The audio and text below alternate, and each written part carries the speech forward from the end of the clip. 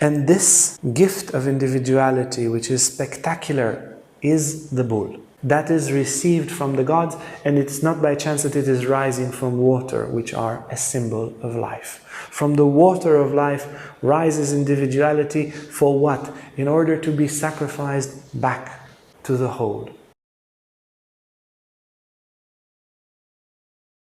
What's the spiritual and what's the psychological meaning of the story of the Minotaur? The story is well known: head of a bull and the body of a man inside the labyrinth, something, need to go and kill him, something with a red thread, right?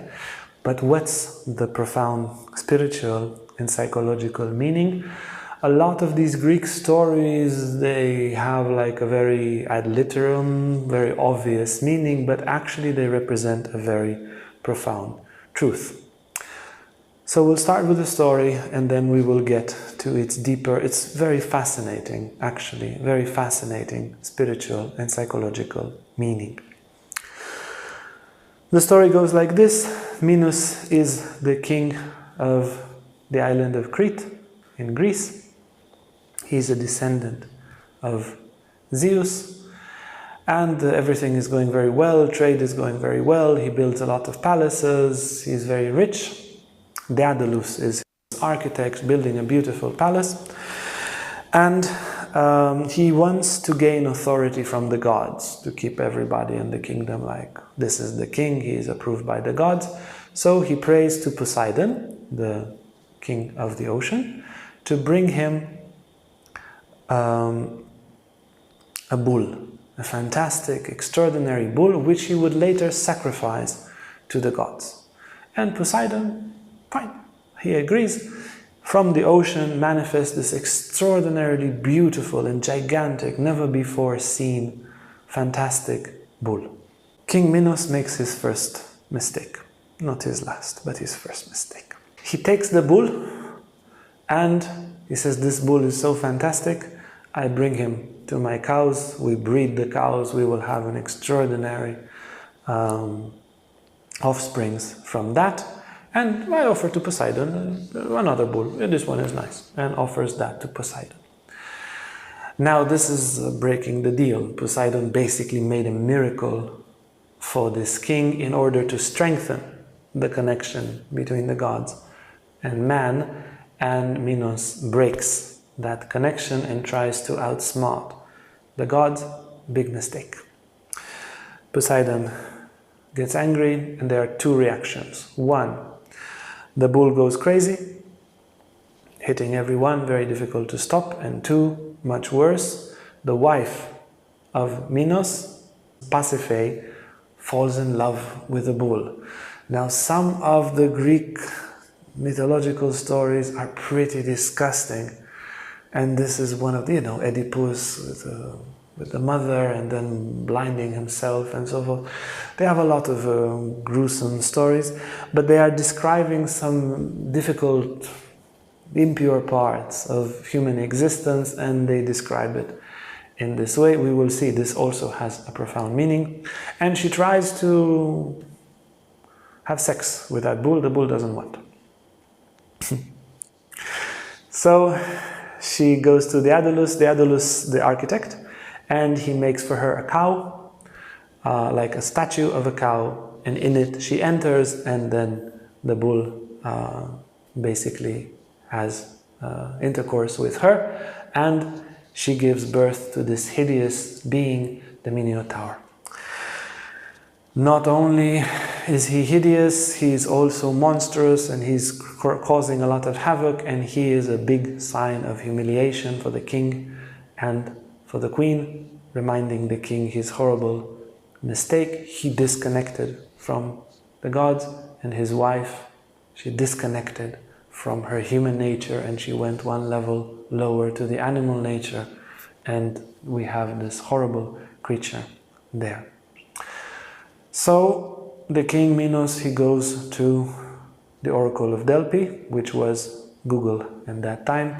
He needs to find an answer, so everybody would go to the Oracle, and the Oracle says you make a labyrinth and you sacrifice some human sacrifice there, and you keep the Minotaur somehow stuck in that labyrinth, and that will be okay. Said and done, Daedalus makes the labyrinth, the Minotaur cannot get out, and they sacrifice human beings over there, also very nasty practice.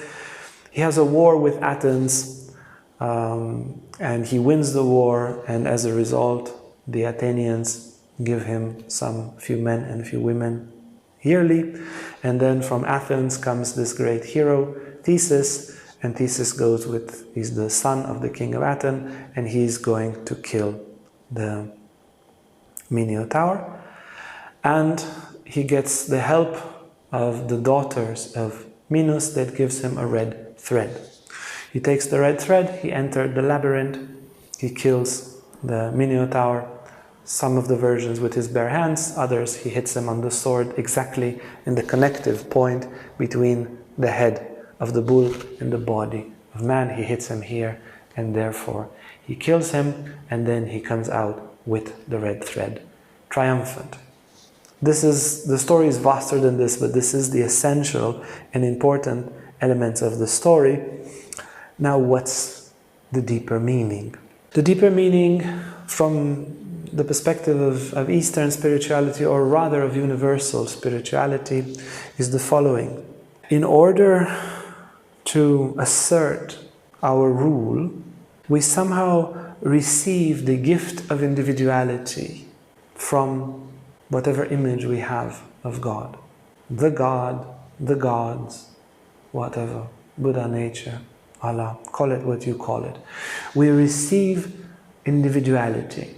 Yeah, in all the stories of creation, God borrows, or Shiva borrows, or whatever gods borrow their individuality, and then human beings receive this, let's say, higher and more arranged form of I, much more than the animals. And this gift of individuality, which is spectacular, is the bull. That's the bull. That is received from the gods, and it's not by chance that it is rising from water, which are a symbol of life. From the water of life rises individuality for what? In order to be sacrificed back to the whole. So we receive individuality so that we can give it back to the universe. This is basically spiritual enlightenment. Yeah? Who is an enlightened being? Be it a Sufi Muslim, be it a Buddhist, be it a Tantric or a yogi or a Christian, is a being who gave himself, gave his individuality completely to the whole. Some call it God, some call it all sentient beings. But this act of giving the totality of the individuality back to the universe, back to the wholeness of all things, this is the act of enlightenment. And this is what Minos was supposed to do, but he failed. But Minos is not just Minos, it's all of us. We all failed. We all did the same mistake. We received this glorious individuality and we got completely fascinated by it. Like he got fascinated by the bull. And then we amplify, let it breed everything inside of us, fill it with that individuality, and we disconnect that individuality from the whole, from the gods, from God. And that disconnection makes us selfish. And that individuality, which could have turned and become an enlightened individuality, has fallen down into the egoistic individuality. Now, the egoistic individuality is basically the breeding of the wife of the king, which is our Shakti, it's called in Tantra, our life force. The feminine represents, in alchemy and Tantra, in Kabbalah, it represents the life force. We give our life force to breed with the animal nature, with the instincts. We are drawn to serve our instincts, pleasure, power, all these things, security that the instincts want. We go down and we mix our energies with them in an inappropriate way. This is why this hideous part of a bull making love to the queen. This is why it's so hideous. And symbolically, we're all doing that, and our ego is somehow the sum total servant of our instincts. What does the ego want? What's the vision of all egos, the American dream? I will have a lot of everything that I need forever and ever, and I will be safe, and I will control that I can always receive food and pleasure and entertainment and security and longevity, all the things that the instincts want. The ego is like a matrix, a replica of all of that, a mental replica, and then I am the center of the universe. The individuality is snatched from the gods, from God, from the whole, snatched down. I am the center. And therefore, only my instincts be fulfilled. This is what's important. Secure all the import lines. And then the ego gets very destructive. Yeah? As you probably noticed, if you had a bad mood or a bad fight, it has the Minotaur, which is the ego, to blame.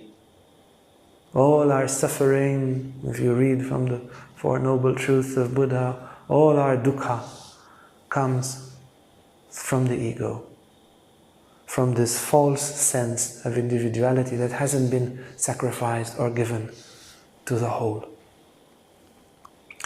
It runs havoc, it's crazy, it's strange, and then we are ashamed of it. We are ashamed that we are so selfish. We are supposed to love our family, our co-workers, our friends, our neighbors, but we don't. From the ego's perspective, it's number one and number one alone. So we put the ego in a labyrinth. Hi, how are you? Can I help you? And we hide it in this labyrinth of hypocrisy. And the top politicians, lawyers, they have such a labyrinth. I am for the people and for the nation, and everybody knows it's not true, but still they fall and vote. Because the labyrinth of politicians, everybody helps them to build that labyrinth and hide their tremendous selfishness and egoism.